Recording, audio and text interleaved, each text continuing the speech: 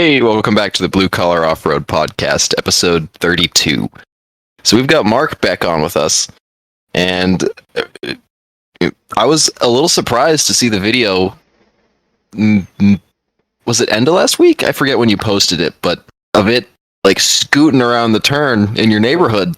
And I know there's been a lot of, at least, I'm sure with Luke and with me, you've talked with me back and forth about a couple things that you're having trouble with. So, and I was honestly surprised that you got it all together, considering some of the issues you were having that we'll get into. Yeah, I guess, just how is it now, and what's left with it? What's left to do? well, it's, the XJ is now running and driving. Really the only outlying thing that will keep me from probably wheeling it is I got to run an exhaust, which actually the run doesn't look too bad. I thought it was going to be more of a nightmare with the four-link. I have one cross member I have to deal with, which is the rear, but it's a near straight shot almost all the way out the back. So I think that's probably what I'm going to do. Picked up an exhaust filter kit. Should hopefully be here in a day or two. Nice. And then I just got to figure out a muffler situation, which is probably be like a pipe, kind of straight pipe, straight through muffler. And there you go, man. That's exciting. Honestly, if you could fit, I don't know what your preference is. Personally, I like quiet exhausts. I hate my exhaust. Absolutely despise it. What do you got? I just don't.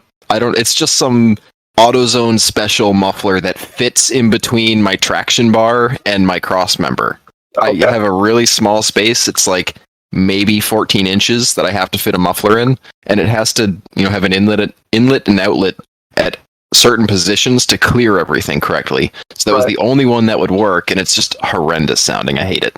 I'm a Magnaflow guy, kind of by trade. Like I like it because it rumbles when you want it, and fairly quiet when you don't want it. Mm-hmm. So but I don't know. I gotta see whatever's gonna be fit, whatever will ever fit and be quick and dirty. I just want to wheel the damn thing. I'm tired of waiting.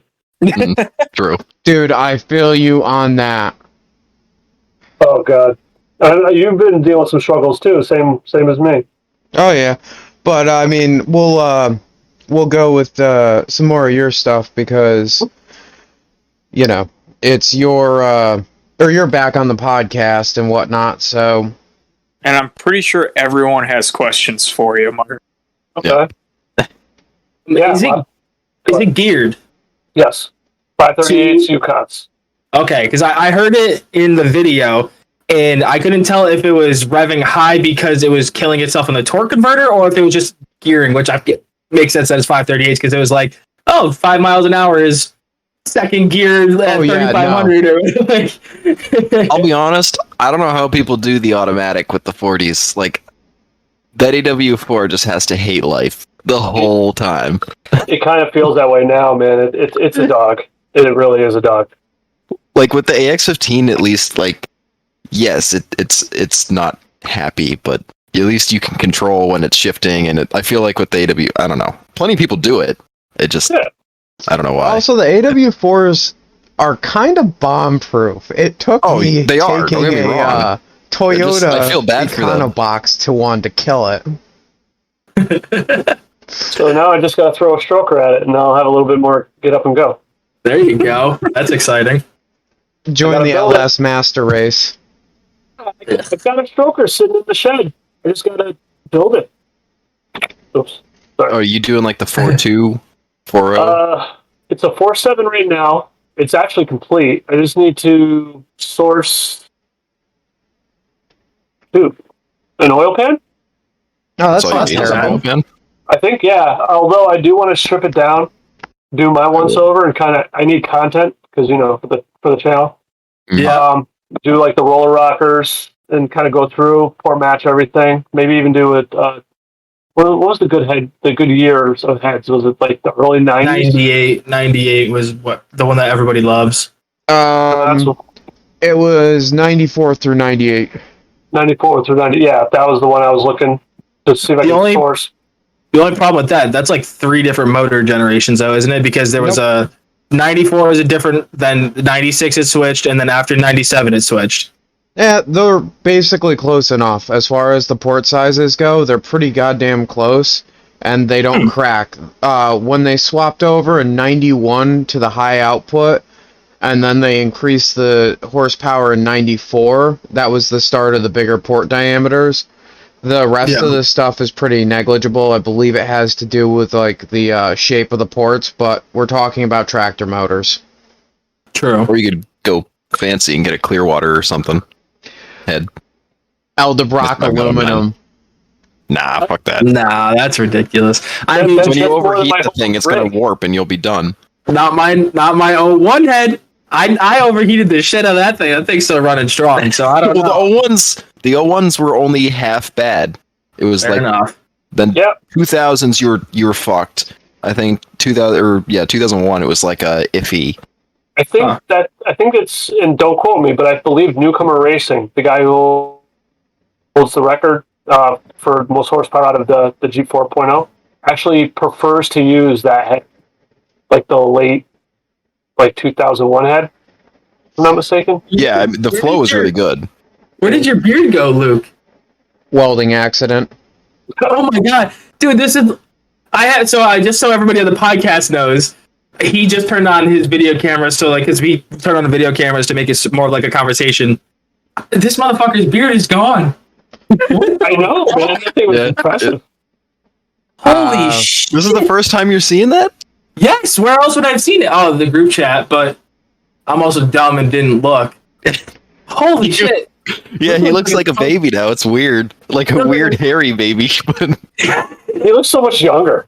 yeah, he does. Yeah, he does. He looks like freshman year Luke right now. Yeah. Right, Richard, your turn. No, I lost a metric fuck ton of weight between then and now. I even look younger than I did before. I meant between your facial hair and your hair. Oh, yeah. So I guess I Your should... weird little half Hitler stash and your Oh god. weird That's ass just the haircut. camera. It's just the camera. It's a full scruffy stash. Yeah, I don't have the Hitler stash going on. I can confirm that. No, so I suppose I should tell the story now that Cody made the big to-do about it, but I was I'm sorry. I was blown away. I'm sorry. It was a wow. It is a little jarring. Yeah, I was welding up on the track bar, and I was laying on my back wearing a sweatshirt. Sweatshirt caught fire and singed the bottom of my beard clean off. So, Holy shit. yeah, the sweatshirt was like soaked with a good bit of, I'm gonna guess, oil and gas and all of that shit because it was the shop sweatshirt and it hadn't been washed in like a little while. Yeah, and sweatshirt. Hey, if you're gonna kill a sweatshirt, might as well kill a ratty old one, right? Fair I enough. mean, me and I have one Jacob too.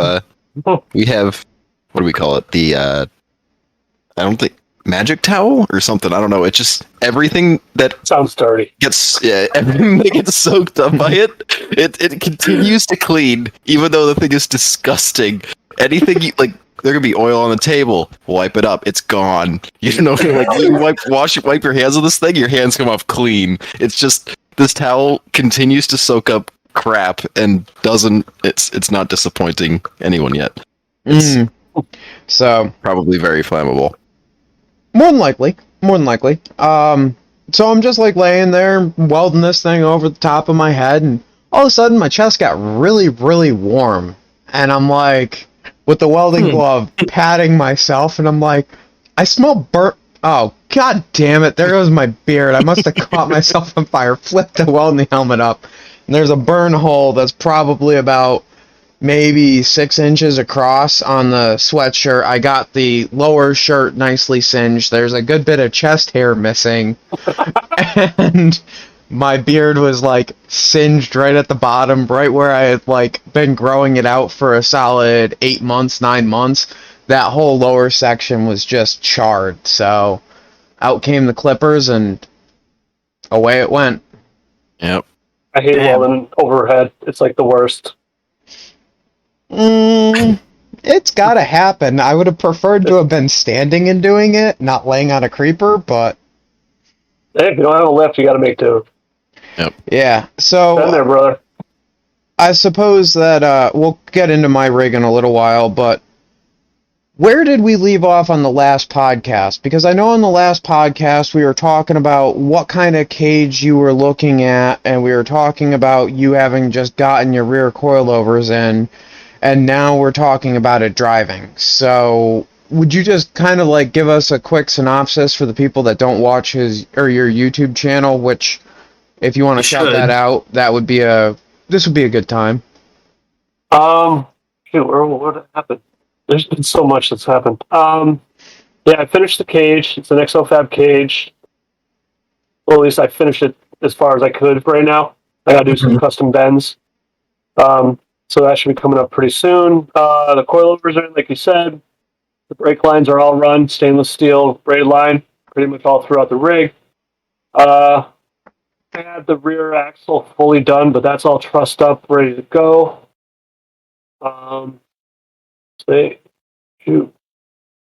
Adam's drive shaft in the rear. Hydro steering, finally figured out after like 6 tries. We'll get there. I want to talk about that. I'll wait. I feel bad for Graham because I was blowing him up one day. I'm just like, what do I do? What is this? The thing is, every time you'd message me, I would be driving or like in the middle of something that I couldn't get out of. Like you were messaging me the last bit, and I was dying in the Jeep going down to North Carolina, and I was like, I really want to talk, but I can't. I apologize. I'm sorry for that. No, it's no problem. I love talking about it. It's just you seem to always catch me at the worst times, so that I feel bad because it seems like I'm blowing you off, and I'm not. I'm not trying to. So now that we're talking about hydro assist, I actually have a question. If you're driving down the road and your steering dies for any fucking reason, what do? You can't turn, can you? If you have hydro, you can't. If you have hydro assist, you're fine. It'll push through it still? You can push through it. You can. So, even if there's... So then...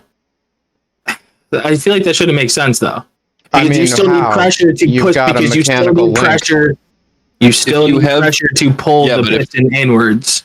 If there's no power going to the power steering, right? It's just fluid. So you're now pushing you're just pushing the fluid out of the ram manually with the steering and the box and everything. It's not happy about it, but it's not gonna. You're not gonna be in a situation on the highway where your power steering goes out and you now can no longer steer. And I think even with, I'm not even gonna. So like people have told me with full hydro you can still steer when power steering goes out, but I don't know how much I believe that. All right, so I have a little bit of experience with that. With the orbital on a hydro assist, the pressure helps to add to what is being generated by the gears internally that push the fluid down to the ram. So, like with my steering setup, if I didn't have the buggy running, you could still turn the steering wheel and it would still turn the wheels.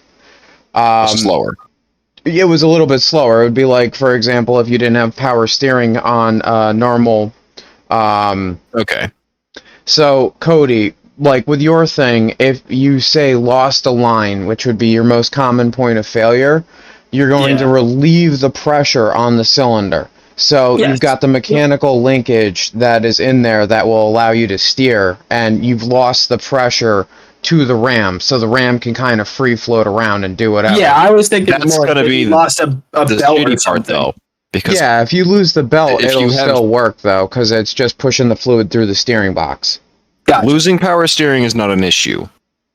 Losing a line and getting air in the system is potentially a problem. Yeah, but you'll still be able to keep control. That's going to be what jerks you, or then you suddenly can't turn one direction. That's what's going to be scary. So as long as you're not leaking fluid and you're not creating a massive air bubble, or you're not losing a line mid-drive.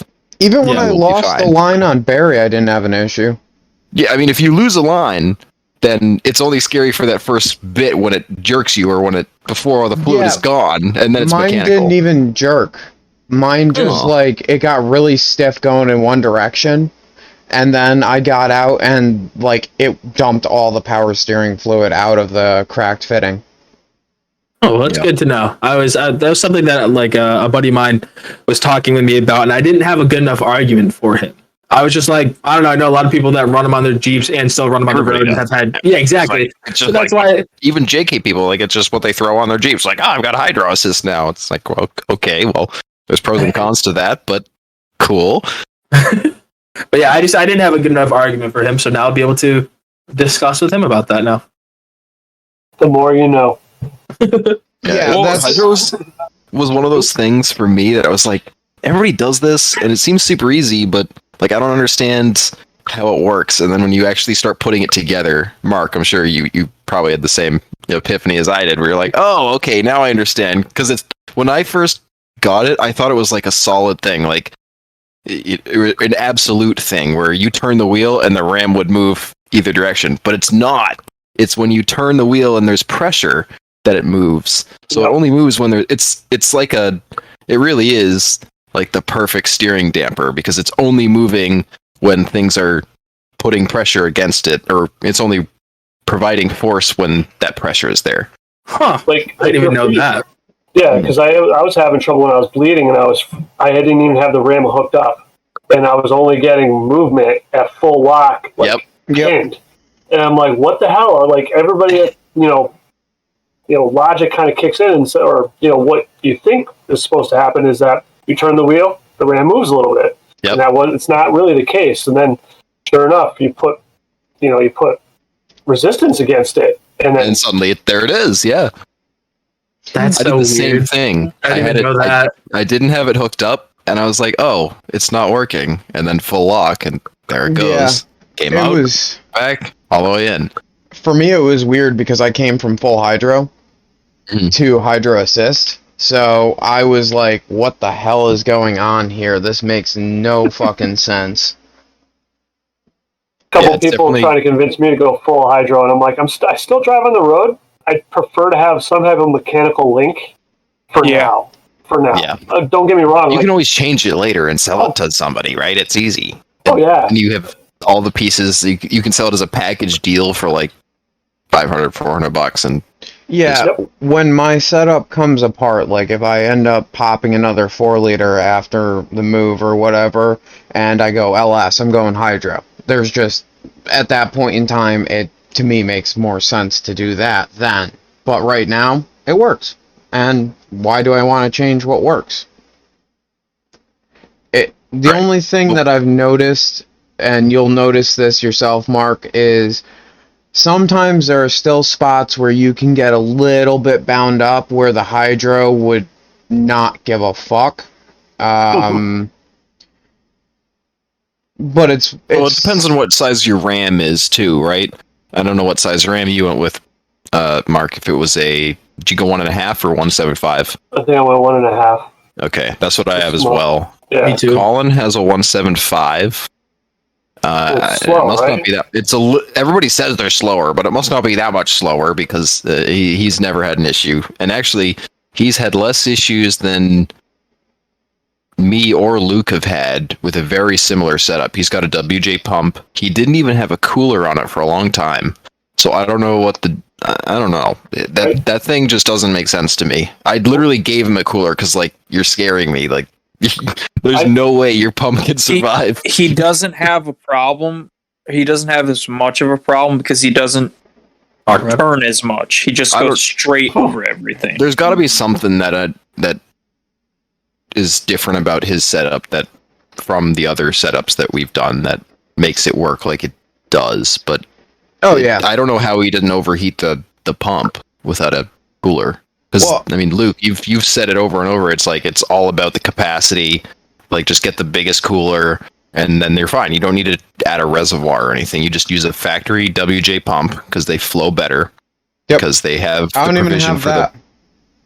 Well, you can get away without it, but honestly, I've blown up several of them, even with the cooler, just because it's not as strong of a pump. They build the aftermarket WJ pumps better because they power the hydraulic cooling fan for the V8 WJs, which is the strangest thing, and it's super easy to hook up. It's a fat line to a thin line that you just gotta make a fitting for in the middle, and it works.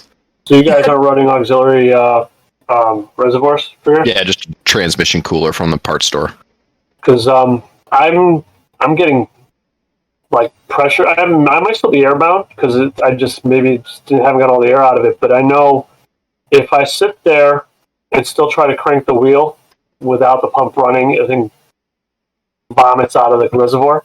And I'm a hydro newbie, so I might be doing something wrong. So you're gonna notice that'll happen until you get your fluid level evened out and you work all the air out. Mine was notorious for doing that for the first week that I had it.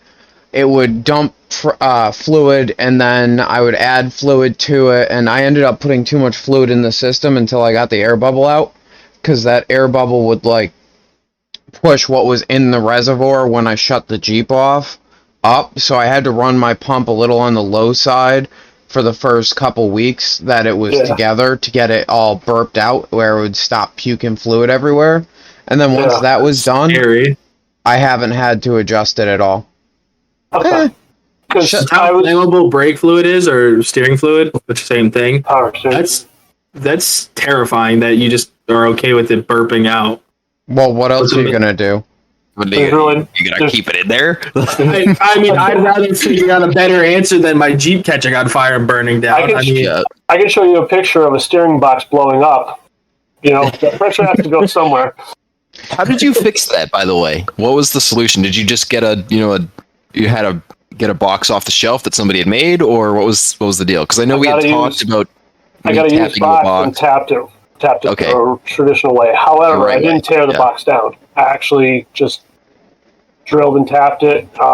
Was really slow. Used the magnets for the grease and and it seemed to work. It took probably a little longer, the drilling and tapping portion. But if you take into account taking apart the box, what you might risk, ruining seals and stuff like that, it was a $40 gamble. And it's still too early to tell, but if I get a year out of it, it was a $40 steering box that I got for use. So I'm like, whatever. So what happened though? Oh boy. Okay. So first off, I'll kind of set the stage by saying I was running the alternative hydro steering setup. I used the cone replacement. That's what I use. That's what I use. That's what you know. What I use. That's what I use. Yep. Well, I used that. I set it in. I thought I did it right. So it has the fitting at the very end. You have to cut a little hole in the cross member to get it come through, and then you also tap the top of the box, the aluminum cover with the 4 bolts. That the sector shaft comes through the top there, where you can adjust where you can adjust it a little bit. Yep. That's all tapped, and then the rest of it's typical. I did that. I got everything together, and I'll tell you, I totally screwed up the length of the hoses. I got way too long of hoses. I did the same thing. Rather go too long than too short. Yeah, mine were super long compared to what I am with now. But I ended up not first mistake, but one of many mistakes I made was I filled it up. I tried to turn it, go lock to lock 1 or 2 times. I'm like, okay, cool. It's a little hard, but whatever. I turn the Jeep on and I start going. All of a sudden, it starts work. It's little by little, it starts working. I'm like, all right, this is cool. I shut the Jeep off, and all of a sudden, literally a minute later, my reservoir is just puking. It's literally like a volcano. I'm like, what the hell? I think that's what I texted you. I'm that's par for the course. Yeah, that's par for the course for hydro, because all that air, as soon as you stop it from flowing, it just all comes out with the fluid. So you kind of just have to keep it running once you. I don't know. I don't know if there's no. I'm sure there is a tried and true method. I haven't quite found it yet, but it's not a clean method by any means. Oh no, it's messy. It's super messy. And you just gotta put a little fluid in it, start it, run it through, put a little more in, and just. So go ahead. What I've been doing is I've been picking the axle up, and with the Jeep just idling and the tires on it, but it on jack stands, I've just been casually cutting the wheel back and forth and letting it kind of burp itself from hitting lock and then hitting the other lock. and then I let it idle for a little while, and yeah. See, I don't even bother picking it up off the ground. Everybody says you have to. As long as you don't hit it lock to lock, I've never had an issue. From what I understand, and this might be totally wrong, it's just what I've heard on the internet, is if you go to a full lock, right, it's that overflow valve opens, and that can introduce air into the system. So if you just keep it, like, have somebody go, like, one turn one way, one turn the other way, and you just keep an eye on the fluid level and make sure it's full, then you're fine. Well, I don't know how pressure must do something to it. It probably doesn't help it, but if it's on the ground already, I've never had an issue with leaving it on the ground to bleed. Well, I did it originally without it even hooked up to the tie rod, so it was literally that's flown, which was probably another mistake. And then like you said, going lock to lock once you hit that like pressure bypass or whatever. Yep. That's when all of a sudden, like after we talked, you talked me off the ledge. I filled it up. I kept the res up. All right, I kept the res cap off. Mm-hmm. I started going. I must have gone too far over one side, and all of a sudden, pop, fluid everywhere. And I mean, like, it wasn't coming out of the res anymore. It was coming like out from underneath the Jeep, and it spread. I mean, it literally. Like, holy shit! What the hell happened? I'm like, did I blow a line? Sure enough, I did, and I think I know what happened. The nose cone that I used for the hydro steering blew out, and when it blew out, originally I didn't know this, but when it blew out, it took the steering box with it. The little ridge that retaining ring sits in. Yep. Kind of egged out, and how you managed to jam that much pressure through the box that the box failed kind of is crazy to me. It's also I haven't figured that out yet. Shocks out of a box over here. What? Oh, you got a shocks. So I got a notification saying my package was delivered. I didn't know what it was because there's no name on this box. So that's why I was like, fuck it, I'm gonna just show the guys what I'm doing. And it's shocks. Ooh, those are the ones you ordered like months ago. Nice. No. These are actually, I ended up having to go with Rusty's off-road shocks because I literally went to many companies and said, hey, your website says you have this in stock. I was like, I will order them right now if you can confirm to me that you actually have these in stock. And I've talked to Iron Man, I talked to Ratchet's Off-Road, I talked with Barrett Fabrications, I talked to Built East, like I talked to anybody local, nobody could give me shocks. So finally I found these Rusty's ones on their website for a pretty appropriate price. I didn't go with the reservoirs because I figured, fuck it, I don't really need them anyway. So I just went with these shocks, and yeah, they're here.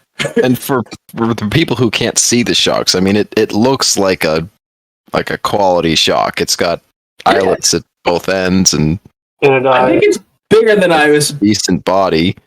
I'm pretty sure these are not 12-inch travel shocks, though. I can get back to you on that. Well, more is better, right? You just have to accommodate for the more. These things are huge. It's funny you say that because, like, I see people post about that all the time. Like, hey, anybody selling ORIs, anybody selling coilovers, anybody selling decent shocks, like, it's crazy. Yep. Yeah, it's a fucking mess right now to get anything. Yep. Oh, I thought you were talking about the shock size. Because I was going to say, when I got my 14s in, I was like, holy fuck, these things are massive. Yep. Yeah. I still can't get over. They look. Wait, I'm sorry. I was going to say I was the same way. I opened up the box. I'm like, holy crap! These things are huge. Am I missing bushings? They've got eyelets that should go in there. No, you just have to use like a 2-inch bolt. Yeah. Fucking mid. Tractor Supply is your friend. Yeah. These things are kind of fancy. They were actually $10 cheaper. $10 cheaper. Pardon me. Jesus Christ, I'm stupid. Than the 5100 Bilsteins.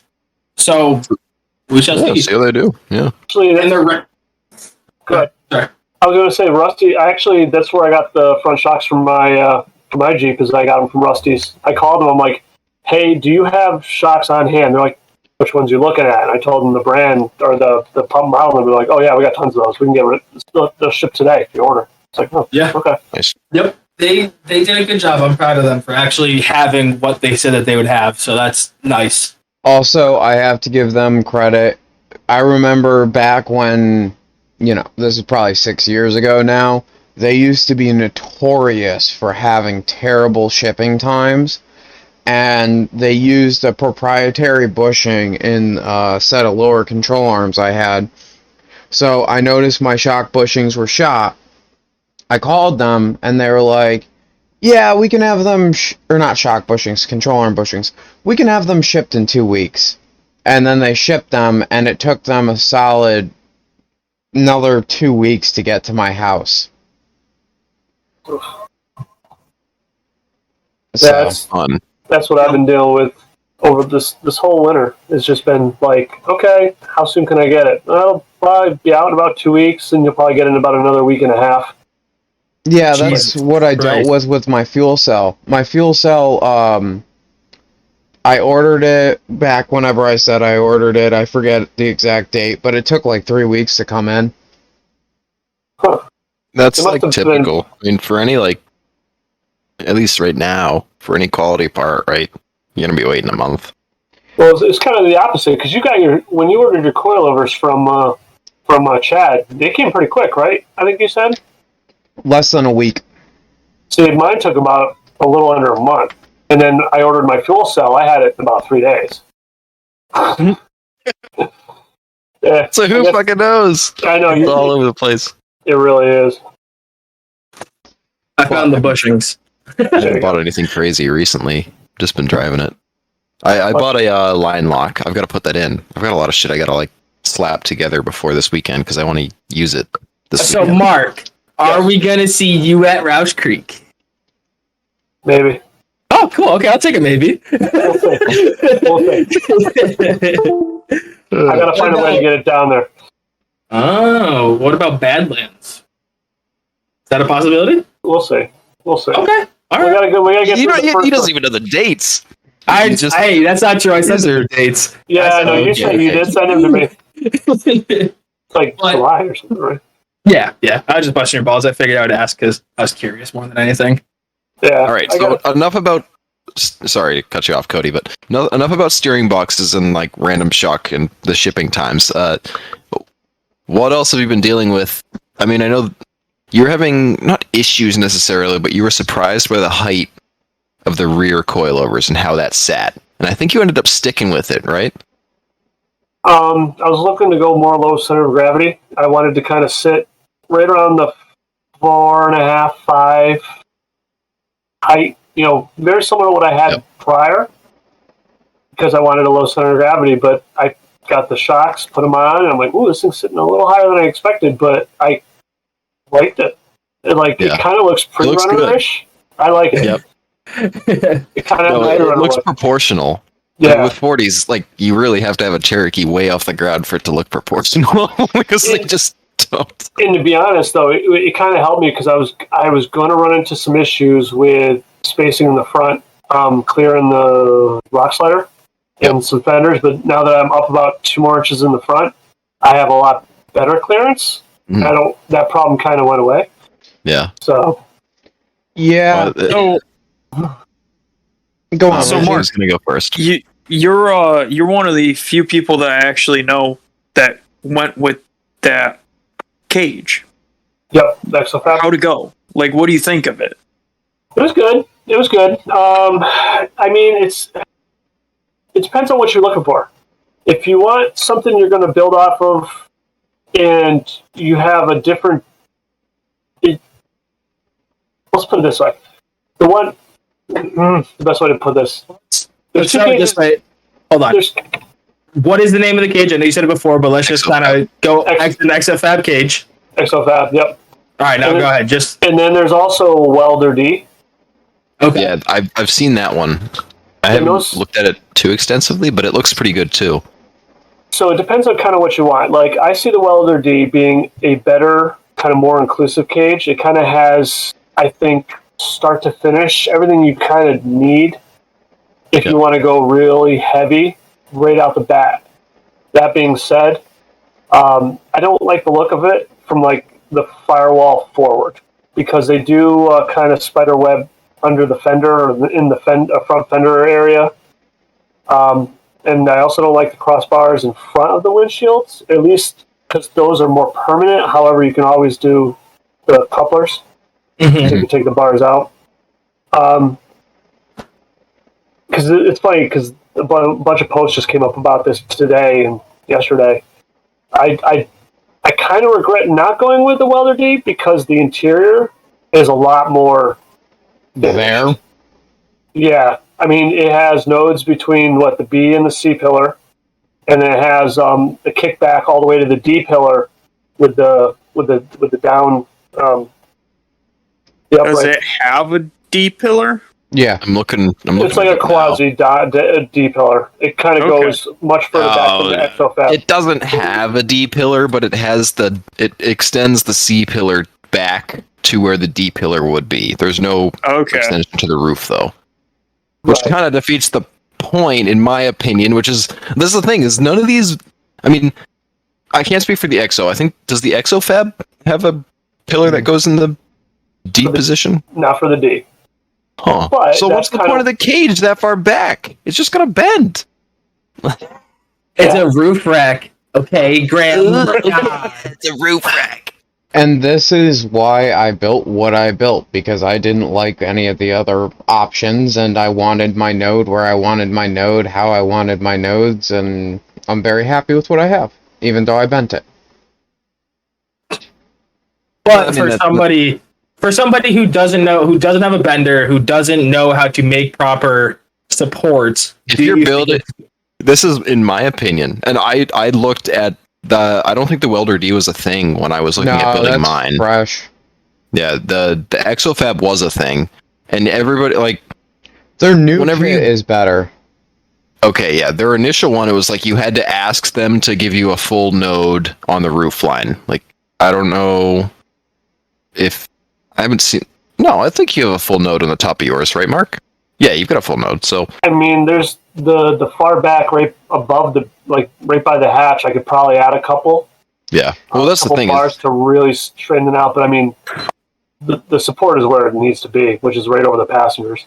Yeah, the back. Who really cares? But I've got 2 D pillars. I've got a lot in the back. I don't have 2 A pillars. I probably should.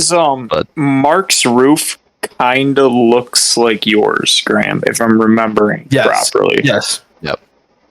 Well, mine kind of, instead of staying up higher, which is the biggest thing that I don't like about the XOFAB, is it sits so high over the Jeep. I liked it being close. I didn't get mine that close, but my actual halo sits very close to the top of the roof line. And my bars up top sit higher. That's mainly because I was new to bending tube, and I didn't bend the first one right, so the rest of them weren't right.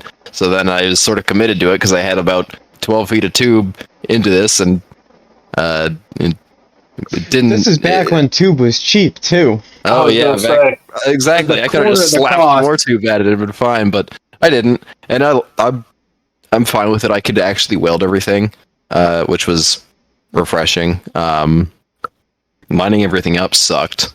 Yeah. But back to the initial point, which was, if you're gonna build a cage and you're not willing to make the investment into a tube bender, it's almost like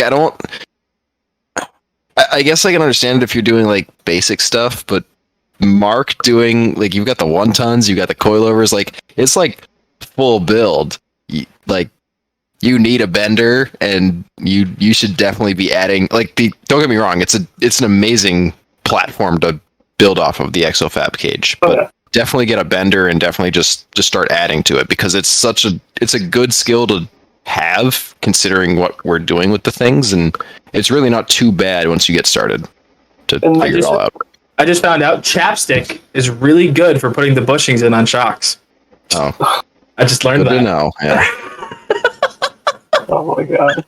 Hey, if it works, it works, man. I'm sitting here like forcing the rubber in, and I'm like, what am I gonna do? Pull this thing out, fucking hock a loogie on it? Like, what am I gonna do to get it in? And then I'm like, oh, We're nicer. So here, I just get done with my exposition about, benders and cages and chapstick and bushings, I had to share because what if somebody else out there needs to put their bushings and they don't have grease? Chapstick. Go to your girl and be like, "Babe, I need chapstick, but I'm gonna ruin it," and then steal the chapstick and run away with it. You'll be good.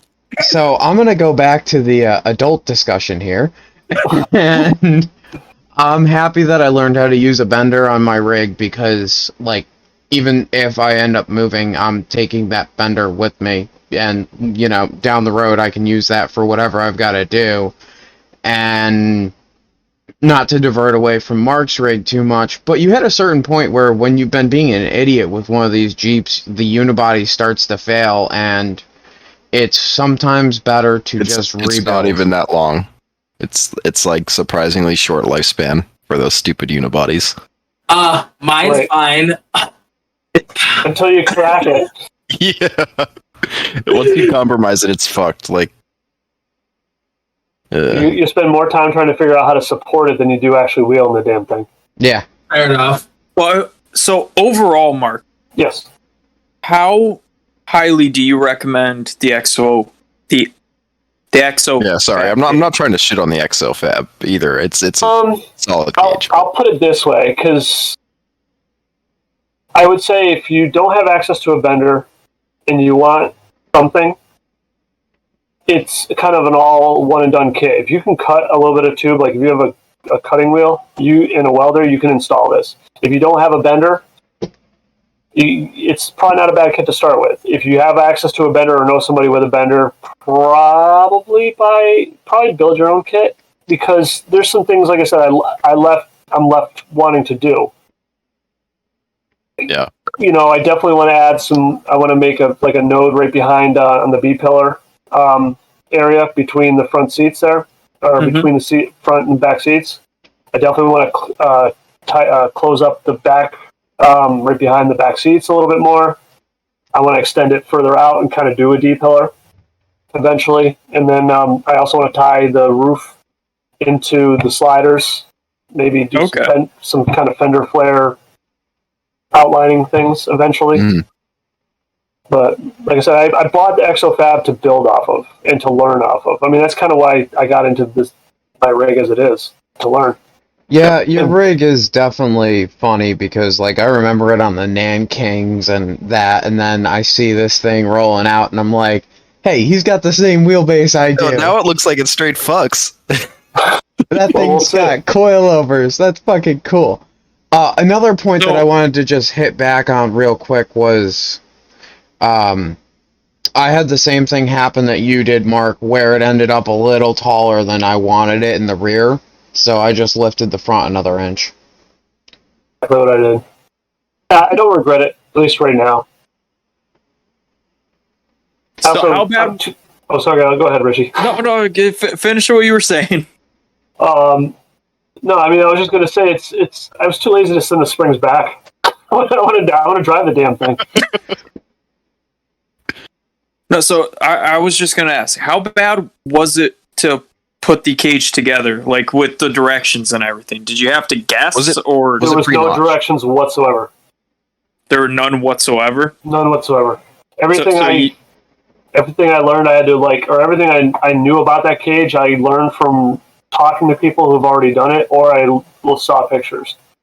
That actually generally surprises me that there was no directions included.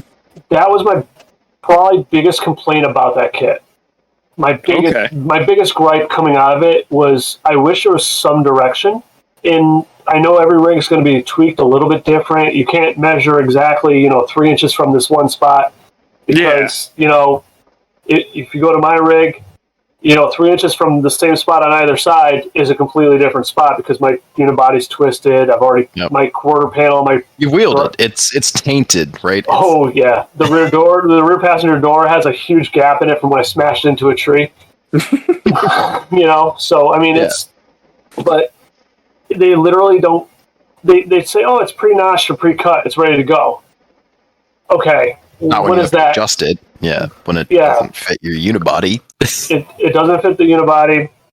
I actually had to open up the notches on the uprights for the halo because I think I put the uprights too far in, and they were designed to go a little bit further out on like the downslope of the halo. I put it basically right at the bend, where it goes horizontal and then down. Okay. But that, I mean, the kit, the pipe is everything. The the notches that they do, it's a good kit. It's for a starter, for somebody who wants to throw it in and build off of. The directions, though, I wish could have been better. Yeah, because even my front stiffeners came with directions. I hate when they don't give you instructions. They're like, "Oh yeah, just go to this link," and it's like printed on a piece of paper. Mind the like, link. Okay. I would rather go to a link.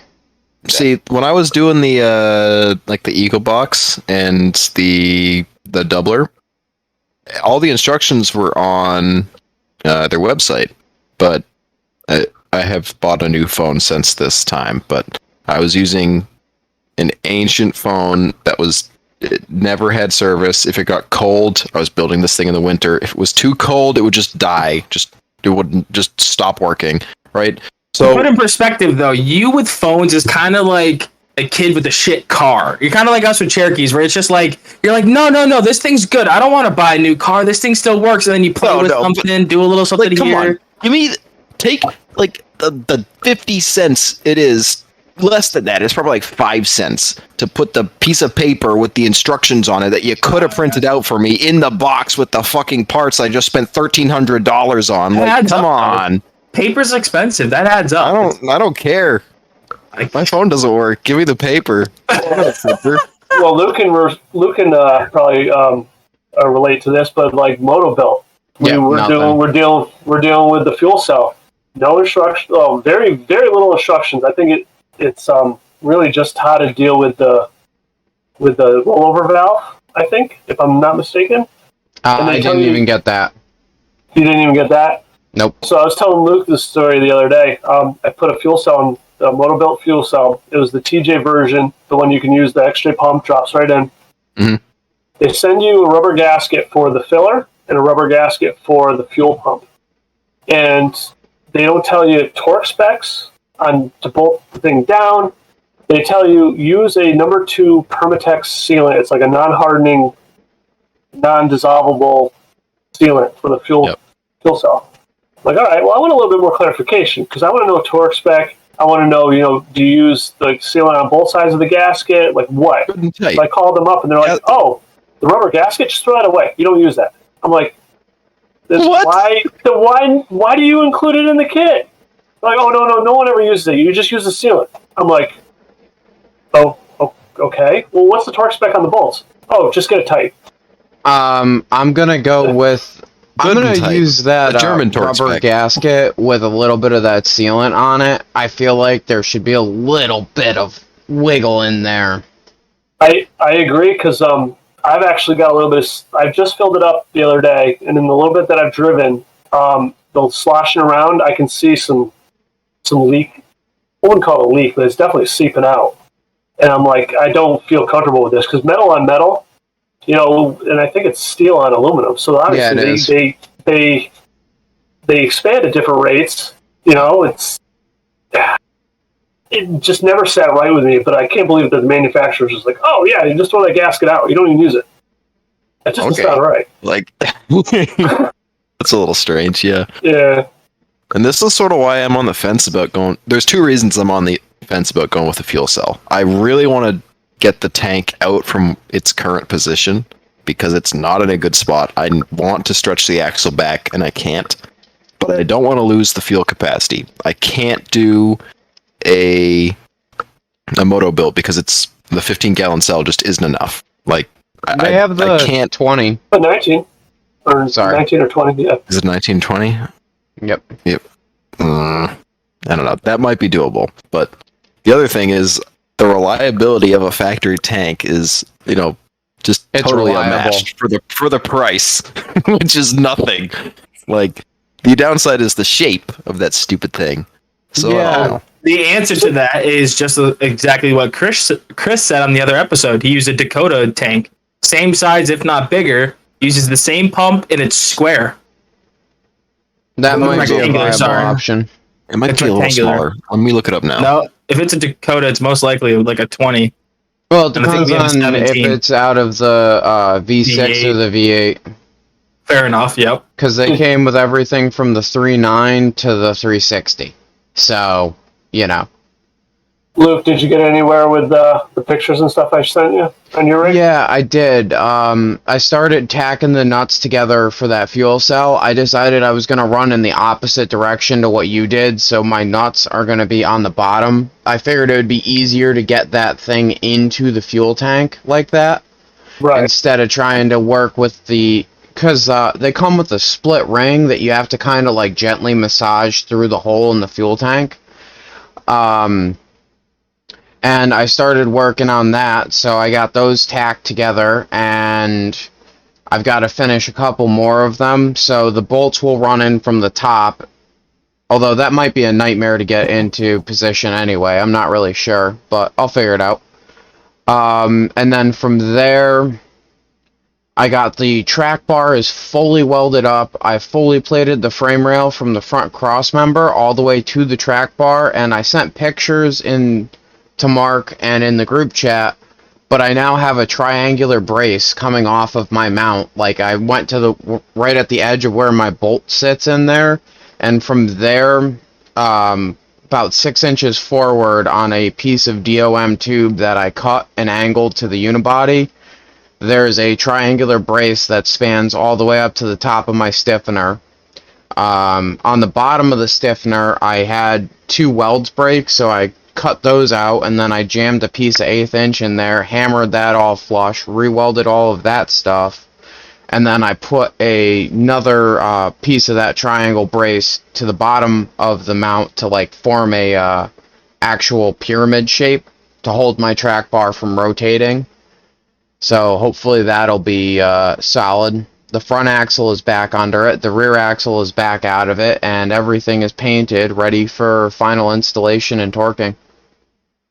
No, I'm sorry. I was looking at Dakota fuel tanks to see what the capacity and the shape is. It's not square, by the way. It's like, it is square. It's flat on the bottom, but it's like all sorts of weird shapes.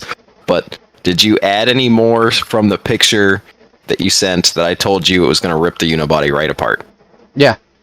On the track bar? Yeah. You said you triangulated. Okay. As long as you added more. Because as it added was, it's just going to rip right. It was going to rip right along that weld.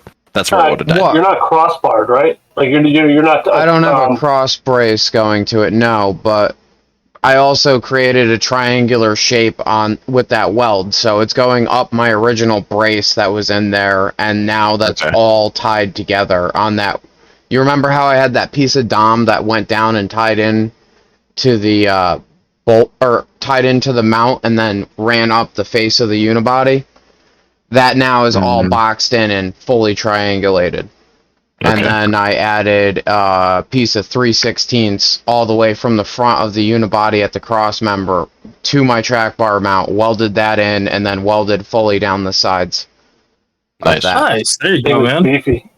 The issue with the crossbar mark is I tried to do it on mine when I redid my track bar. Is if you don't have a lot of lift, I've got 5.5 inches of suspension travel, I guess, right? Yeah. Or from factory, and there's not a lot of space in there. You run into issues with, okay, well, do I want to have the track bar clear? Do I want to get in the way of the upper link mount when I go to full bump? Like when you go full bump, it's not very far from that oil pan. No, at all. it It really gets isn't. real tight. So you're taking away an 1 3/4 inches to fit a tube in there is a lot. It doesn't seem like a lot until you try to put a tube in. You're like, Actually, I was going to try to do something very close to what Cody just threw up from Sticky Pad. the Something brace. very similar to that. The only thing I don't like is the mount on the other side is to where your stock sway bars go. and that's not very. Does it go to that, or does it go to like? There's a little extension that There's comes like a motor off mount. Of for where the It motor is? mount Okay. or the track bar It mount might would go to that. Okay, when I first, because I just saw these two holes and I kind of know, like, it looked like that's where it sat, and I was kind of, no, actually, there's no fucking way, because that's in front of the axle. Yeah, The track it picks bar up is previously the before. right-hand drive. Yeah, It picks up the right-hand drive track bar track mount. bar. Yep. Well, if Which you is very want, strong. Mark, before I put this in, if you wanted to borrow this and mark it and figure out how to make one for yourself based off of this, more the merrier, dude. Absolutely. I might take you up on that because I have some steel that around that same style. I just got to cut it up. Yeah, we could definitely work something out where you could come over, or when next time I go down to CT, I'll drop it off for a day or something and just mark it down. 'Cause it does not look like it's that hard to make. That's for sure. It really doesn't. It's just you have to know how to make it. That's the Fair kicker. enough. Yeah, it's kind of like Yeah. me when I got the stupid Iron Rock caps. After getting them, I'm just like, why? Now that I've ordered a set, we already made a template. I'm like, I could create a million of these fuckers now. Like, You there's don't no even reason. need that stupid cap. You You just need tack the the cap. fucking cap. Tack the No. caps. No, because Listen, just like I Luke said, tacked you're the gonna caps. burn the grease in the fucking roller bearings, dude. It doesn't. Okay, It's a okay. tack. Well, I have to admit Exactly. that I am now in the tack the caps camp. Exactly.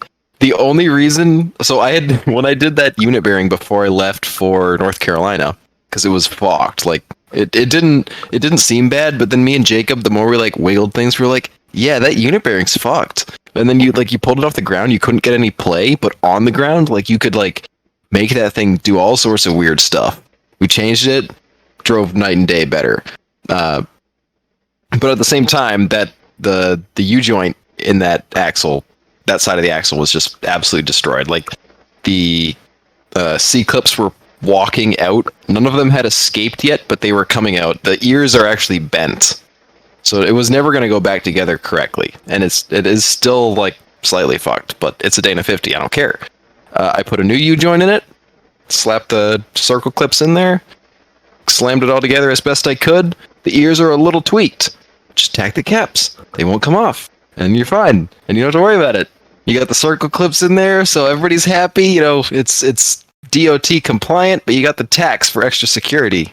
And the original shaft, that shaft's been in there for a year, and the U-joint has never been replaced. I put it in, I had to break the rust free on the U-joint to get it to actually move. Was that one of the ones that I gave you as a spare, Yes. or was it one of the Yes. ones that I was running? One of the spares. Because I Okay. blew one of them up, remember? Yep. And Speaking of I just put the spare in with the U-joint as it was. Didn't touch it. Speaking of shafts, something that like I don't know why companies don't do it for chromoly shafts for off-roading is why don't they paint a line on the shaft to determine how much it has twisted? With like drag racing and stuff like that, they granted yes on a drag car if it doesn't have a solid axle. You have a the paintbrush shaft- and paint. Do it yourself. Yeah, but I'm just saying, why don't they do it like it should be the same understanding, see right? it. Great. Correct, but you could pull the shaft out and look at it. But I guess it doesn't matter by the time you're I pulling don't the want to shaft know out, how you're much gonna you're spending. Realistically, correct. racers are nerds. Like, I don't enough, care. yeah. I don't want to know how bad it's doing. That's pretty big talk coming from the resident king nerd there. I mean, that's fair enough. I guess probably the biggest thing is just that you can't see it. Where like if you had like exterior axles and you could see it, yeah, you'd probably put a line onto it to see how much twisted. Because I think it's one full rotation before it snaps or like fails or something of the sort. For this stuff, generally about like half to 3/4 if you've got Yeah. a really good heat treat. Huh. Well, I was just curious about that. I didn't know how all that worked. Yeah. So it'll actually bend and bend and bend and then just break. Weird. Yeah, it'll That twist. was strange. It'll twist, and then once it hits a certain tension point, it just goes tink and snaps right there. I wonder how And- much factory shafts can bend, because mine are definitely bending. And I can't say anything for your factory shafts, but one of the out of the 8 1/4 that I blew up last year, one of the splines on the shaft was like a quarter of the way rotated. that was Okay. the axle that was under Barry as well.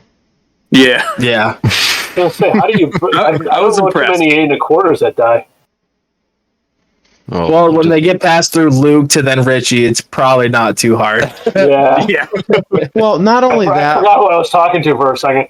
but it didn't like shit out a gear set or like blow the spiders that were welded in out of it. It ate a bearing, like just a bearing failed, and it made a metal souffle in there. And since it was a 355 geared rear axle, why not just put in another 355 geared 8 1/4 instead of replacing the bearing? It costs the same as buying the bearing, and it doesn't did. require About as doing a much gear work. set. Yeah, literally just as much work. Fair enough. I mean, Art, is there anything else we're missing? Any other like big things Yes. that you had to do? I had a Okay, question. Cody's got something. Your 4-link setup, comparatively to how Luke set up his, what would you say was the biggest pros and cons of just building one yourself to from the one that Well- you bought? Pros and cons. I don't have any experience with them. Okay. How was that kit? That kit seemed like it was really well designed and really clean looking. Yeah, Greg over at APP, he did a damn good job, man. Like, I mean, he's went through this and used as little metal as possible, but was able to support it in ways where you can get away with thinner metal and be in good shape. I mean, this thing has gussets in all the right places. It was. I'm a sucker for like heat penetration marks on raw steel. I don't know what it is. It's just a thing I like. I mean, his welds were real good. I mean, I'm kind of fanboying a little bit, but man, it's a good setup. He So finessed. what kit? Oh, sorry. Oh, just what kit did you go with? Alpine Peak Precision, rear and front. Well, rear 4-link, front 3-link. It's Okay. a whole. You get like the whole belly piece. Whole belly pad. Yep. Oh, It's so right, sick, right, dude. right. Oh, We've Right, posted I love it it. before, I think. I haven't Post again. posted up any pictures of it completely finished, painted, and everything all installed because the belly pan's still off because I'm waiting to get the exhaust fixed. But I really can't do wait. like that setup. it's Sam, I can't wait to just see you on trailer. Just crawl under, just be like, nice. Just staring up at it. it's pretty, man. I almost don't even want to scratch it up, but that's the whole point. He made it that way. He's like, I want this thing sliding across rocks as soon as you can get it going. I'm like, all right, let's do it. That's sick. Oh yeah, it's all testing too. That's like half the fun of buying stuff like that from like a. I mean, it was a new product, right? When you first got it, it was like As far as I know, right Barely now, new. I think I'm one of the only few guys driving on it right now. I'm not really okay, driving. beat the driving it. shit out of that thing. Let's see how it does. Let's do Yeah. it. I know the perfect place to test it. True, fair And enough. you're not too far away. I just got to get up there. And Next the week, I'm on your way to work. I know, right? Like, come over, like, after work. Like, hey, I got an hour. Let's burn up real. Let's do it. It's dangerous. the way I would describe the difference in the kits is your kit has a lot of finesse, whereas my build was I know the numbers I want, I will do whatever it takes to get the numbers, and I will brute force it into position and make it exactly how I want it. It's not nearly as pretty, but Oh, it ain't pretty, but it's getting the job done. But you know what, though? The thing about it is, if it does what it's supposed to do, can you really say much about it? I mean, I think we're all kind of really far away from show and shine vehicles at this point. Oh yes, yes. Oh, No, are you- I'm so close. What do you mean? My Jeep is right there on the cusp. Your Jeep's not a show every other week, Cody. Exactly. That's what I'm saying, dude. All those Instagram posts is like another show. Another show. Does he even wheel? Does this kid wheel? He's just got a lot of car accidents with this thing. Hold on, let me see. Actually, let me go to my Instagram really quick. Every time it's you posting up on your girl's Jeep. Yeah, just flexing on the Jeep, and everybody's probably like, "Whoa!" Oh, dude, you should have seen it. I wish you guys could see the tags. It's pretty. I don't know. It's just exciting, dude. These I don't want to say normies because they are Jeep people as well. They just get so stoked. We parked like because we pulled in. I'm not gonna say the name of the show because I don't want to diss them a little bit too much, but we pull in. There's like a JK half like flexed out on this stump, and I'm just laughing at it. Like, okay, if you're gonna have like an entrance showpiece, why are you gonna put that there? Like, what the fuck? Now I have my window down, and I can hear this guy off to the side. He's like, "Yeah, dude, I got tons of money into this thing, dude. It flexes so good," and I'm just dying laughing because I'm just like, "Dude, what the fuck is that?" So I was like, "All right." We pulled in, and I just asked some random guy. I'm like, "Hey, are they parking, or we can? Is it just free for all?" He's like, "Oh, it's a free for all." So I'm like, "Okay, perfect." We did a quick UE park directly into the front of like where you enter, and I'm like, "Ah, perfect." So then we ended up having Buckley actually flex up on a dirt pile next to me, which kind of sucks because it literally looks like we're the exact same height, and he just bought his rig. So like it was kind of a little bit of like I don't know, he whipped his dick out, but it was like the same size almost. Where I'm just like, oh, cool, like what the fuck ever. But still, the people got very excited about it. But yes, fuck you guys. Yes, I do go to shows with the girlfriend. Fuck yourselves.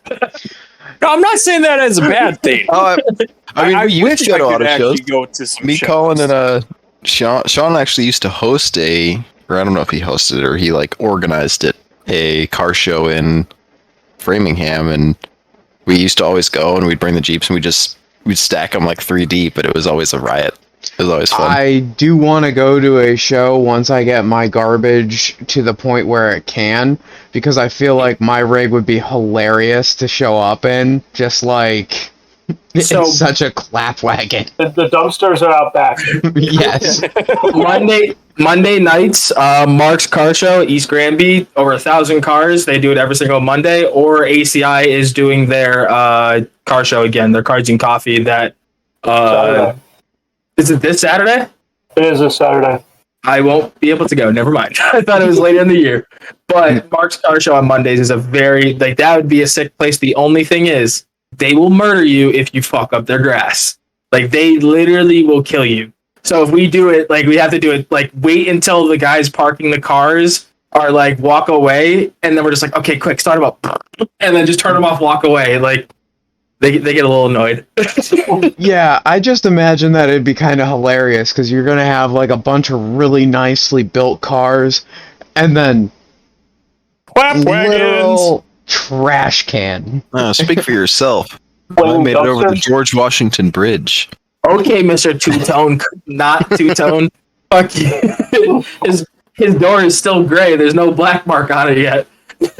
I had my, I parked it at my apartment once I finished it. Hold on. You're talking shit. Yeah, you posted the most cliche Jeep picture there is on the beach, so fuck you. What are you talking about?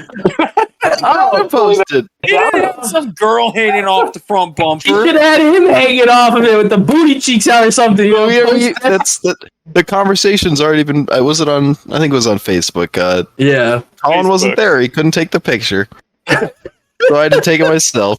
You guys are fucking killing me. Yeah, but it sounds like Colin's got a modeling job now. Yeah. Fair enough.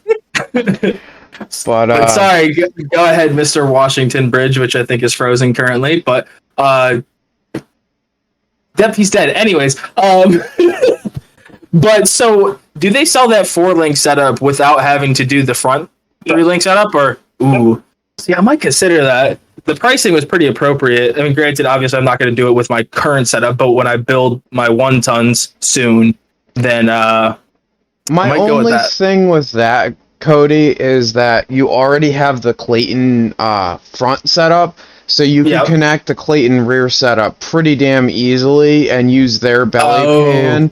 So it would be, instead of mixing and matching and hey, will this work? It'll be okay. I can buy the Clayton belly pan, buy the support rails, and then just weld everything in, and you're done. If you wanted to go with that setup, but I'm with Luke on this one. I mean, especially if you have guys like Luke and Graham around and Richie and other guys who kind of have, experience with this. I've learned so much just by doing one kit that if I were to do it again, I probably would do the cross member from APP or Clayton and literally just run my own links, buy my own hardware, buy my own mounts and just do it myself and save a little bit of cash. Alrighty, yeah. That's my that's my next thing is like, if I start building my 1 tons, it's kind of that time where it's like, okay, do I want to just plan to do 4-link, or do I want to plan to just throw the leaf spring setup onto it, which is dirt cheap, and run it for the time being, and then be like Luke and be like, why didn't I just do this in the beginning when it was already sitting?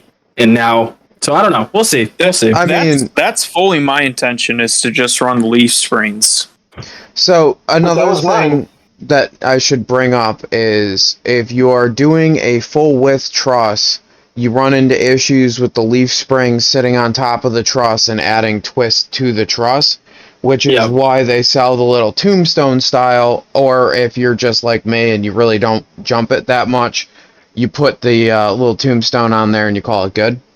I wasn't even planning on doing a truss, to be honest with you, for the rear. I mean, that thing's fucking... Yeah, I don't plan on it, to be honest with you. So that's what I'm thinking. Did. No. But who? Mark? No, I'm sorry, Luke. I now have a truss. I put the truss on. Yeah, if I were to do it again...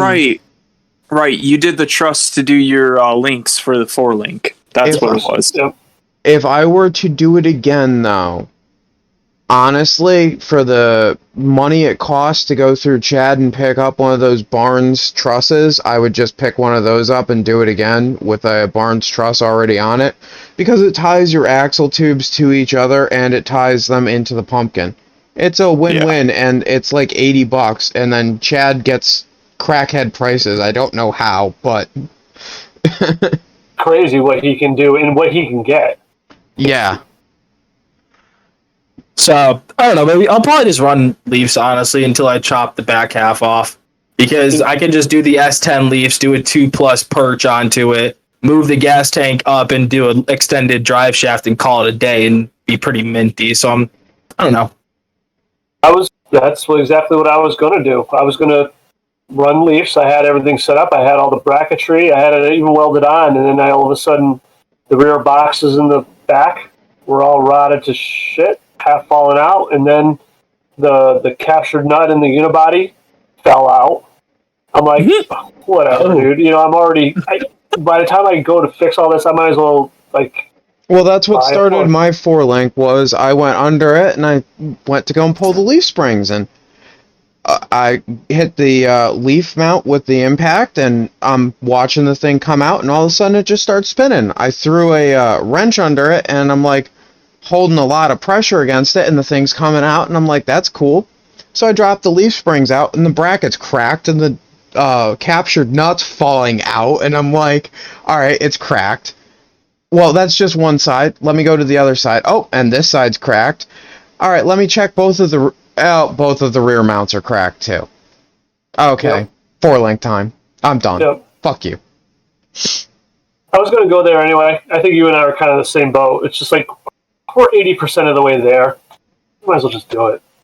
And well, maybe not 80%, but 80% of the mental process to get there. Basically. Yeah. But it's always that 10% that takes the longest. But I probably would have been done if I didn't wait for the suspension, but I wanted it. The kid just looks really good. I wish that I hadn't bought my doubler. If I hadn't bought my doubler, my rig would be running right now. I lost a solid 2 months or so of I think it was closer to 3. Really? Of dealing with getting my doubler assembled, getting the shifters, getting this, getting that, and like, you know, ripping out stuff that in the end I really didn't need to rip out. Like, the transfer case that was out of the rig is now back in the rig. Everything else is back in the rig. I could have just dropped the cross member and repaired the cross member how it was. I didn't need to do what I did, and instead I just shot myself in the foot time-wise. So yeah, because you got to remember, you spent a large portion of the winter, Luke, primarily fucking around with the doubler. Yeah, you're not wrong. But I'd say we covered quite a bit on this podcast. Yeah. Any final thoughts? What tires did you go with, Mark? I have a Turo Trail Blade Boss, 40-inch. Cool looking. They're really cool looking. Yeah. They're pretty soft, so I'm kind of eager to see what they can do on the slippery stuff. And then when you get tired of those, you know, you could just join the Chad Nitto Master Race and... the Chad Patagonia race. No. Gross. Go with some traps. I'll go with some traps. Yeah. All right. All right. Well, on that note, make sure that you have a spare trep in the back seat for when you slice a sidewall on a stick, and have a good night.